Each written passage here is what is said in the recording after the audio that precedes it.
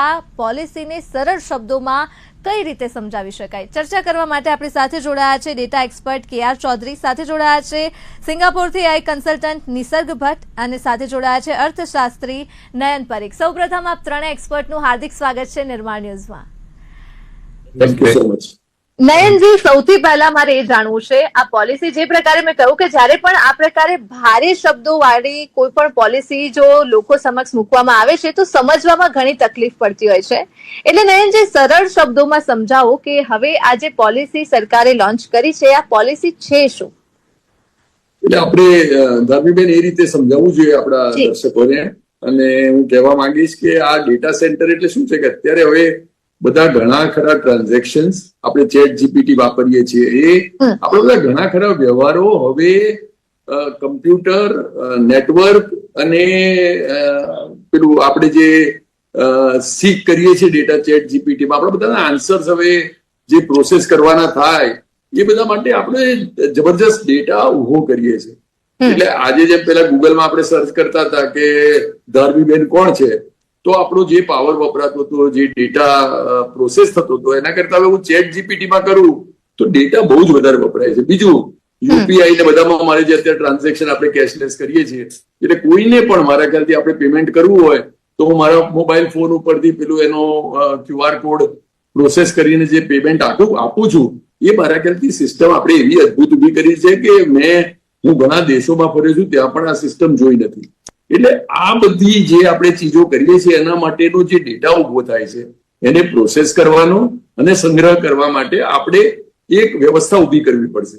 એટલે હવે ઇન્ડિયામાં શું, આપણે કારણ કે પોપ્યુલેશન ઘણું વધારે છે, આપણે એક મોટો દેશ છીએ, એટલે આપણે અસંખ્ય ડેટા જનરેટ કરીએ છીએ, અને એ ડેટા જે છે એમાં એને સ્ટોર કરવાની ને પ્રોસેસ કરવાની આપણી કેપેસિટી 3% જ છે. એટલે આપણે વિશ્વનો 20% ડેટા જનરેટ કરીએ છીએ, ખાલી 3% આપણે પ્રોસેસ માટે કરી શકીએ. ડેટા સેન્ટરની આપણી કેપેસિટી એટલી જ છે. એટલે હવે જો આપણે આ કેપેસિટીને મીટ કરવી હોય તો ઇન્ડિયાના બધા રાજ્યો આમાં પ્રયત્નમાં લાગેલા છે. પણ એટલે બેંગ્લોર આમાં છે, આપણે છીએ, મુંબઈ છે. આપણે એટલા માટે એમાં એક નેચરલ ગુજરાતનો એડવાન્ટેજ છે કે આપણે ત્યાં પાવર આપણે જે પ્રોડ્યુસ કરીએ છીએ અબાઉટ 71 ગીગાવોટ, એ હાઈએસ્ટ છે ઇન્ડિયાના પાવર પ્રોડ્યુસિંગ સ્ટેટમાં આપણો નંબર 1 છે. અને આપણે જે છે અને ઉપરાંત હવે પેલું રિન્યુએબલ એનર્જીનો બીજો 20-30 મેગાવોટ આપણે નવો કાવડા ઉભો કરીએ છીએ. એટલે આ બધું જે આપણી પાસે પાવર સપ્લાય છે, એ પાવર સપ્લાયની આમાં જરૂર પડશે. બીજું, આપણે સૌથી મોટો દરિયાકાંઠો છે, ઇન્ડિયાના સૌથી મોટો દરિયાકાંઠા રાજ્ય તરીકે આપણે 1700 કિલોમીટર કોસ્ટ હાઈવે છે. એટલે એમાં જયારે કેબલ અને લેન્ડિંગ ને બધી ફેસિલિટી છે એના માટે આપણને એ મદદરૂપ થશે. અને બીજું જમીનના પાર્સલ, એટલે આપણે ત્યાં જામનગર છે, અહીંયા ગુજરાતમાં છે, આપણે ત્યાં અમદાવાદમાં એટલે ગિફ્ટ સિટી પાસે છે, એ બધી જગ્યાએ ધોલેરા છે, એ બધી જગ્યાએ જે લેન્ડ પાર્સલ્સ આપણે ઉભા કર્યા છે એમાં આપણે એક એવું ઇન્ફ્રાસ્ટ્રક્ચર ઉભા કરવા માંગીએ છીએ કે જે ઇન્ડિયામાં અત્યારે ડેટા સેન્ટરની જે શોર્ટેજ છે અને એના કારણે જે ઓપોર્ચ્યુનિટી છે એનો પહેલો તકનો લાભ આપણે લઈ લઈએ. એટલે જેમ આઈટીમાં આપણે કદાચ બેંગ્લોરથી થોડા પાછળ છીએ, બાયોટેકનોલોજીમાં પણ અમુક વાતમાં આપણે થોડા પાછળ છીએ. આ જે નવી ઓપોર્ચ્યુનિટી ઉભી થઈ છે એમાં આપણે પહેલા જાગી અને આપણો જે નેચરલ એડવાન્ટેજ છે એને એન્કેશ કરવા માટે આ પોલિસી જે આપણે કરી છે એ મારા ખ્યાલથી બહુ સારી થશે. એના કારણે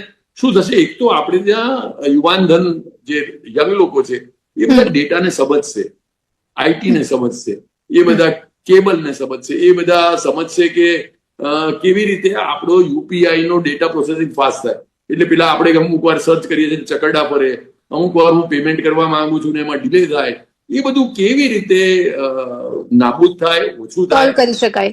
અને આ બધામાં આપણે જે લોકોને જોબ એમ્પ્લોયમેન્ટ આપીશું એ બધી હાઈટેક એમ્પ્લોયમેન્ટ થશે. એટલે શું છે, અત્યારે કોઈને પણ કારખાનામાં કે ખેતરોમાં કામ કરવું નથી ગમતું. આજના યુવાનોને ટેકનોલોજી સાથે આપણે કદમ મિલાવે એવી ટાઈપની જે ઓપોર્ચ્યુનિટી છે, એટલે આપણે જો આ બરાબર ચાલે તો મારા ખ્યાલથી 6 લાખ કરોડ રૂપિયાનું ઇન્વેસ્ટમેન્ટ ગુજરાત સરકાર આ ઇન્સેન્ટિવ દ્વારા ઉભું કરવા માંગે છે. આમાં કેપિટલ એક્સપેન્ડિચર જે કરશે એને 25% સબસિડી મળશે.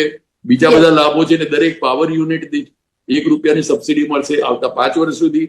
આ બધાના કારણે આપણે જે આખા ઇન્ડિયામાં ડેટા સેન્ટર કેપેસિટી ઉભી થવાની છે એમાંની મોટા ભાગની આપણે ત્યાં કરવા માંગીએ છીએ. એનું આપણી પાસે એડવાન્ટેજ છે. આપણી પાસેના યુવાનો જે છે એને આનો એડવાન્ટેજ મળશે. એટલે હું માનું છું કે આપણે આ સાચા દિશામાં અને સમયસર ભરેલું આ પગલું છે.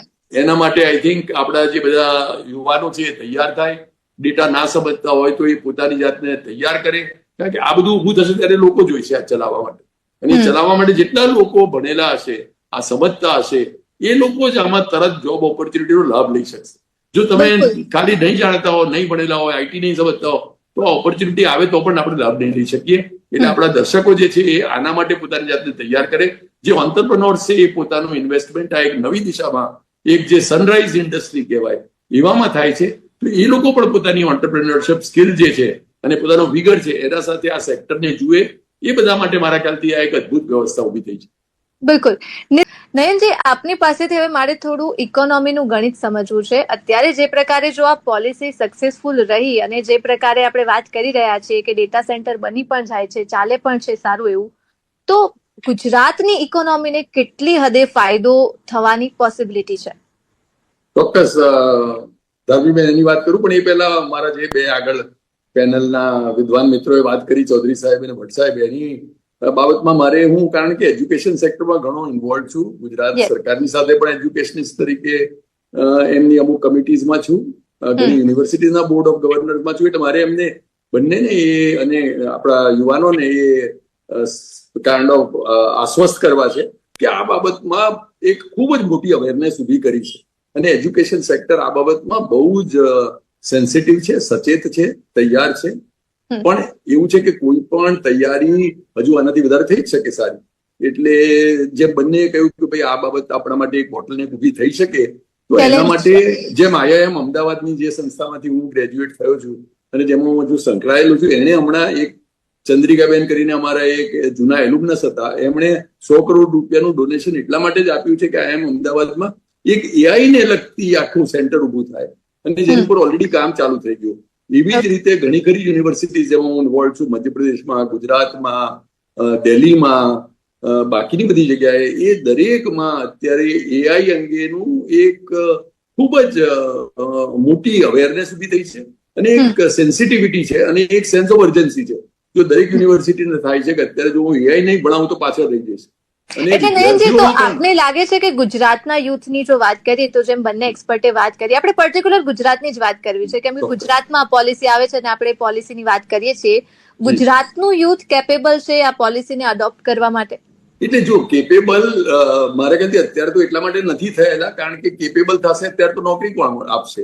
એટલે આ ચિકન એન્ડ એગ જેવું છે કે પહેલા શું થાય, પહેલા જો જોબની ઓપોર્ચ્યુનિટી થાય કે પહેલા માણસ તૈયાર થાય? હવે ઓલરેડી કારણ કે આ પોલિસી અનાઉન્સ થઈ, એટલે મારા ખ્યાલથી અત્યારે જે યુનિવર્સિટીઝમાં હું ઇન્વોલ્વ છું ને જેમાં અમે લોકો તૈયારી કરી રહ્યા છીએ, વિદ્યાર્થીઓને લેટેસ્ટ AI, અને અમે લોકોએ જેમ એક બીજી હું યુનિવર્સિટીમાં ઇન્વોલ્વ છું, તો એ લોકોએ બોસ્ટનમાંથી એક સારામાં સારી અત્યારે AI નું જે વિશ્વભરમાં કામ કરે છે એ સંસ્થા જોડે જોઈન્ટ એક સાહસ કરી અને બધા એવા ડેટા એમને ત્યાં આગળ નાના નાના સેન્ટર્સ બધું ઊભું કર્યું છે કે જેથી એમના વિદ્યાર્થીઓને પ્રેક્ટિકલ અનુભવ મળે, અને બોસ્ટનમાં જે કામ મળ્યું છે એ એક્ઝિક્યુટ કરવામાં એ લોકો ઇન્વોલ્વ થાય. હું માનું છું એવી જ રીતે IIM અમદાવાદ છે, IIT ગાંધીનગર છે, આપણે ત્યાં અમદાવાદ અને ગુજરાત ઇન્સ્ટિટ્યૂટ્સ ઓફ એક્સલન્સથી ઘણું એનરિચ્ડ છે.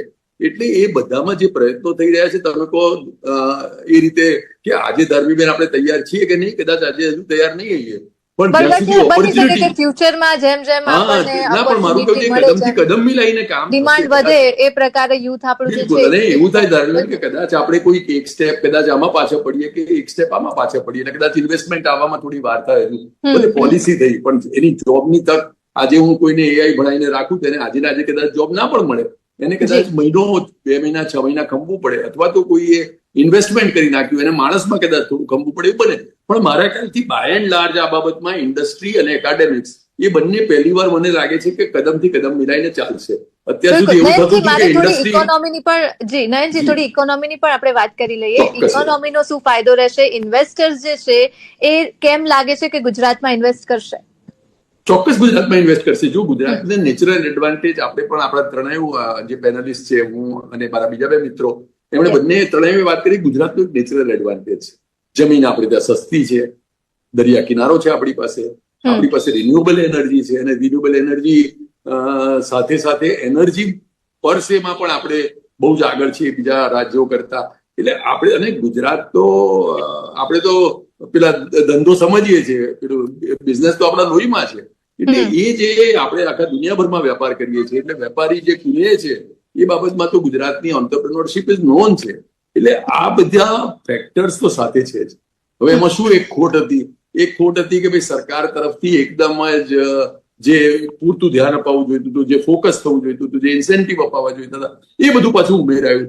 એટલે આપણા નેચરલ ગુજરાતના એડવાન્ટેજ, આપણી ઓન્ટરપ્રિન્યોરશિપ, ઉદ્યોગ સાહસિકતા, આપણે ત્યાં શું હજુ ભણવામાં લોકો સહેજ જરા પાછા પડે, પણ જ્યાં પૈસો દેખાય ત્યાં તો આજના યુવાનો એ સૂંઘી લે છે. આપણે ત્યાં તો ઉપરથી ઇન્ડસ્ટ્રી, એન્ટરપ્રાઇઝિંગ વધારે છે, હજુ એજ્યુકેટિવ થોડી ઓછી છે. એટલે એજ્યુકેશનમાં આપણે મહેનત કરવાની છે, પણ આપણા બાકીના જે આપણી જે સાહસ કરવાની ક્ષમતા છે એ તો ગુજરાતીઓમાં છે જ.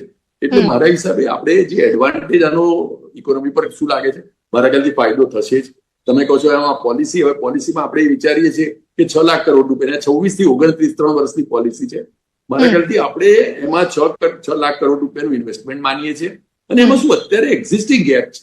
એટલે આપણા સિંગાપોરના મિત્રએ કહ્યું કે ભાઈ આ બધી ચીજ કરીને તમે બહાર ડેટા રાખો, અને બહાર ડેટા રાખવો એમાં એક ભય પણ છે.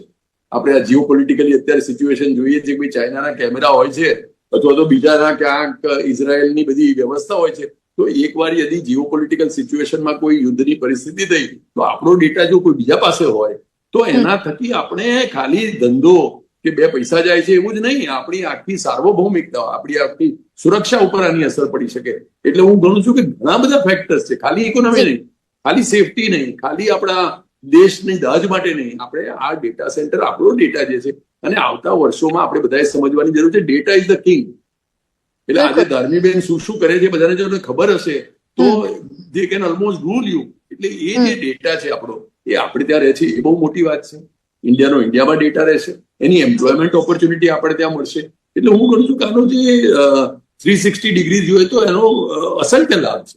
અને એ આપણે અત્યારે જ આ પોલિસી કરીને જે તૈયારી બતાવી છે, એ મારા હિસાબે હવે ગુજરાતે પોલિસી બતાવી છે, એક તક છે, ડિમાન્ડ સપ્લાય ગેપ છે. આપણે કહ્યું હવે ખાલી ઇન્ડસ્ટ્રીએ આગળ આવવાનું છે અને યુવાનોએ લોકોએ સમજવાનું છે કઈ રીતે આ સેન્ટર જયારે બનશે, પોલિસી લોન્ચ થશે તો કઈ રીતે